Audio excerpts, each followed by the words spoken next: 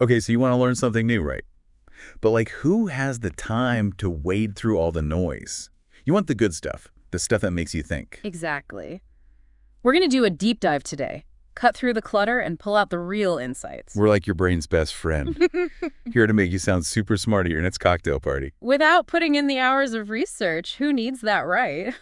So today's topic might sound a little unexpected. We're going full on domestic. Apple trees. Yeah, you heard me right. But stick with us. We're using this seemingly simple story to uncover some universal truths. We're going off this piece called Newbies. It's hilarious, by the way, Mm. about this city dweller who decides to, become an apple farmer in his tiny backyard, I'm guessing. It's a classic tale of a beginner gardener, full of missteps, questionable decisions, and maybe a few successes along the way. So buckle up. We're about to unpack how we learn, our weird relationship with nature, and why we even bother trying new things in the first place. Spoiler alert, it's not always for the noblest of reasons. Okay, so our newbie gardener, let's call him Kesser. He goes to the grocery store, probably just for milk or something, and stumbles out with this, what the piece calls the largest apple tree ever. Crammed into a pot the size of a thimble. I'm picturing it now. And all for the amazing price of like 72.98. I mean, who could resist, right? oh, we've all been there. That impulse buy. Whether it's a fancy kitchen gadget or signing up for that online course on astrophysics. We get swept up in the moment. The I need this in my life right now syndrome. And forget to ask those crucial questions. Like, what kind of apple tree is it? Is it a Granny Smith or a Honeycrisp or what? And what about the rootstock? That's like the foundation of the tree, right? Absolutely. Determines its size, how hardy it is. Super important. And will it even grow in my soil? Climate. Didn't think of that one, did you, Kesser? It's like buying a high-tech TV without checking if you even have an outlet that fits. Rookie mistake. We get so excited to learn something new. But sometimes we skip those basic questions that could save us so much trouble down the line. And then comes the information tsunami. Suddenly, Kesser's facing pruning, spraying, harvesting, all these technical terms that probably just sound like blah, blah, blah to him at this point. It's the moment you realize this new hobby might be a tad more complicated than you initially thought. But here's a little secret weapon: mistakes. Specifically, other people's mistakes. The piece mentions this Instagram section called "Watch Me Throwing Myself In Under the School Bus." I love that. It's all about learning from the spectacular fails of others. Someone else pruning their apple tree into a Charlie Brown Christmas tree. Yeah, exactly. Learn from their pain. Avoid the same fate. It's like having a cheat sheet for life. Yeah. Why make the same mistakes when someone else has already paved the way? So you want to be efficient with your learning. Avoid overwhelm. Watching others fail can be surprisingly educational. Okay, so why did Kesser even want an apple tree in the first place? Fresh fruit for the family. Avoiding pesticides. Sounds pretty wholesome. All good reasons. But the piece dives into some slightly less noble motivations, too.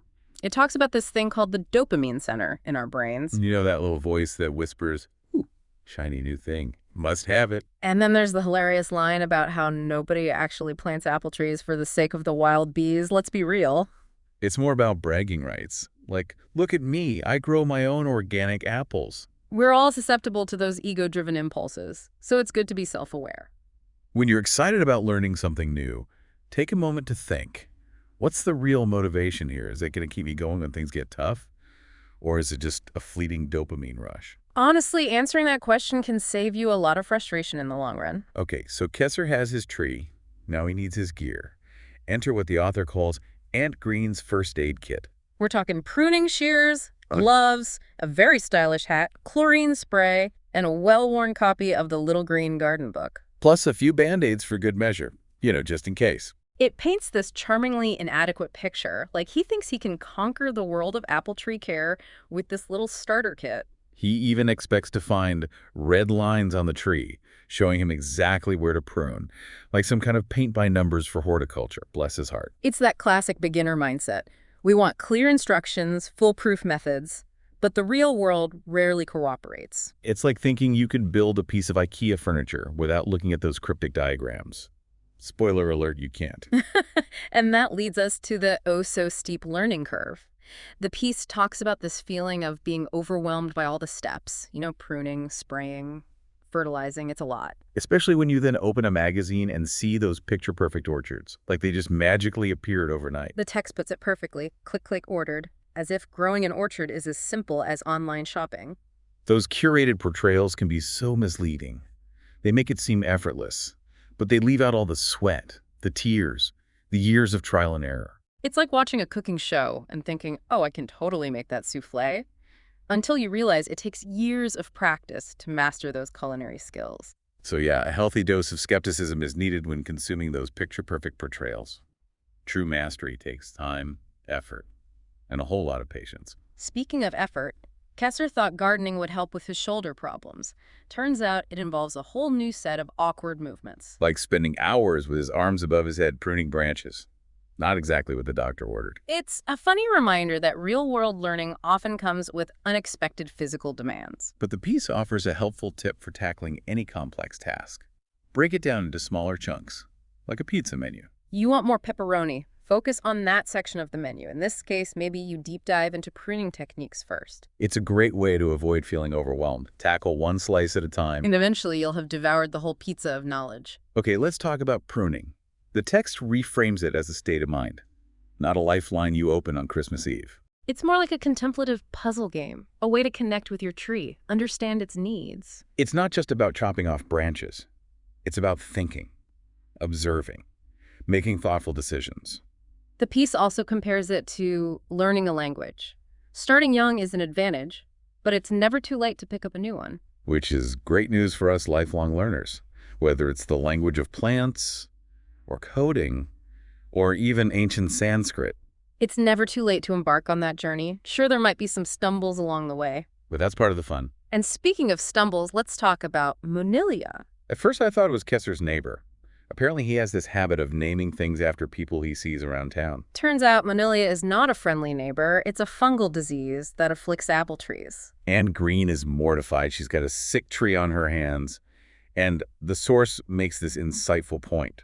When you have a garden problem, it's probably because you grow it yourself. Which is kind of profound when you think about it. The act of growing, of nurturing, can lead to unexpected problems. It's like that old saying, no good deed goes unpunished. Or in this case, no attempt at growing an apple tree goes unfungused. But Kesser seems unfazed. He's got the classic newbie optimism. Plus, as he points out, it was a damn cheap tree, The allure of a bargain. We can be so quick to overlook potential problems when the price is right. But here's the thing. You might be growing your own illness without even realizing it. Not intentionally, of course, but by neglecting those foundational principles, like choosing the right variety, providing proper care. Nature has a way of weeding out the weak, or in this case, the poorly cared for. Fungi are nature's cleanup crew. They thrive on plants that aren't thriving themselves. It's a harsh lesson. But it applies to learning in general. If you don't build a solid foundation, you're more susceptible to those metaphorical weeds and diseases down the road. So invest in good quality information. Seek out expert advice. Do your homework. It's like building a house. You need a strong foundation to withstand the storms. And speaking of foundations, the source shifts gears to this idea of gardening as a service to the garden. Like we're not just dictators of our little green kingdoms. We're caretakers. And different approaches to gardening are like different art forms. You have your minimalist gardeners, your maximalists, each with their own philosophy and style. It's fascinating how our approach to learning shapes our understanding. Are we meticulous cultivators, or do we prefer a more hands-off approach? And then we have Professor Hendricks dropping some wisdom. He says, do your homework and do your own experiments. Wise words. Knowledge is important, but so is hands-on experience. You got to get your hands dirty to truly understand the soil, so to speak. And the source ends with this great anecdote about Kesser asking a really insightful question.